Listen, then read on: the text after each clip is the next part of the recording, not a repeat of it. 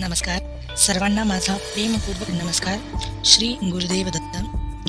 तर आज आपण प्रत्येक भक्ताच्या मनात दत्तप्रभूंबद्दल अपार श्रद्धा आणि भक्ती असते. त्यांच्या अद्भुत लीला, गूढ कथा आणि भक्तांवर केलेल्या कृपा या केवळ ऐकून आपल्या मनाला शांती आणि समाधान देतात. आजच्या या कथेमध्ये आपण जाणून घेणार आहोत दत्तप्रभूंच्या अशा 3 अद्भुत कथा आणि रहस्यमय लीलांबद्दल, ज्या भक्तांच्या जीवनात नवी दिशा आणि विश्वास निर्माण करतील. तर चला मग या अद्वितीय 3 कथा आपण ऐकू. कथा क्रमांक 1. दत्तप्रभूंच्या दिव्य पादुका आणि अदृश्य प्रवाह. महाराष्ट्र राज्यातील एका छोट्याशा गावामध्ये दत्तप्रभूंच्या पादुकांची प्रतिष्ठापना करण्यात आली होती. त्या पादुकांमध्ये प्रचंड आध्यात्मिक शक्ती होती. गावातील लोक रोज त्या पादुकांची पूजा करत असत. पण त्या गावात एक वृद्ध भक्त होता, जो अत्यंत गरीब आणि दयाळू होता. तो फुले किंवा नैवेद्य आणू शकत नव्हता, पण त्याच्या अश्रूंनी आणि मनोभावे तो त्या पादुकांची सेवा करत असे. एके दिवशी काय झालं, पादुका मंदिरातून गायब झाल्या आणि गावकऱ्यांमध्ये खळबळच उडाली.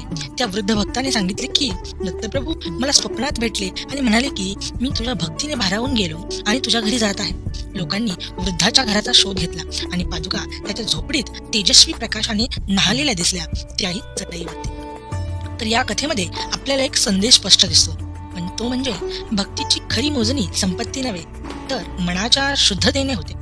त्या दिवसापासून लोकांनी आपल्या मनोभावाने दत्तप्रभूंची पूजा आरंभ केली. बघतो. तर आपण आता दुसरी कथा ऐकूया. कथेचं नाव आहे दत्तप्रभू आणि गूढ यज्ञकुंड. एकदा काय झालं, एका घनदाट जंगलामध्ये एक गूढ यज्ञकुंड होते, जे निष्क्रिय अवस्थेत होते.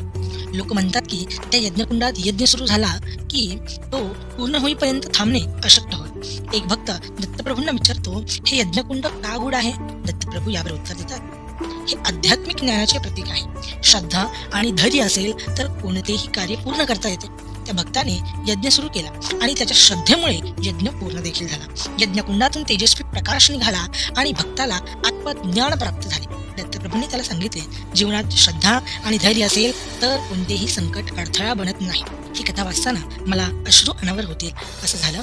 तर कथा क्रमांक 3. दत्तप्रभूंची 3 रूपे आणि अज्ञात साधू.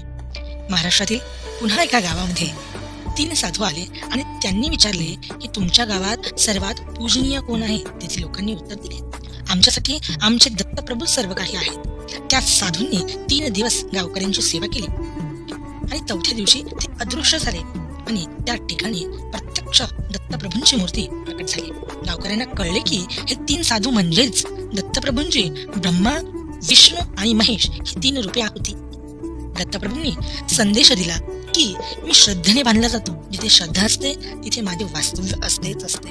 अशा प्रकारे या 3 कथा अगदी रोमांचक होत्या आणि ह्या कथा काल्पनिक असून याचं कुठेही लिखाण किंवा पुस्तक रूपात नाही. तर मित्रांनो, या कथा केवळ दंतकथा नाहीत, तर दत्तप्रभूंच्या लीला आहेत, ज्या आपल्याला भक्ती, श्रद्धा आणि शांतीचा मार्ग दाखवतात.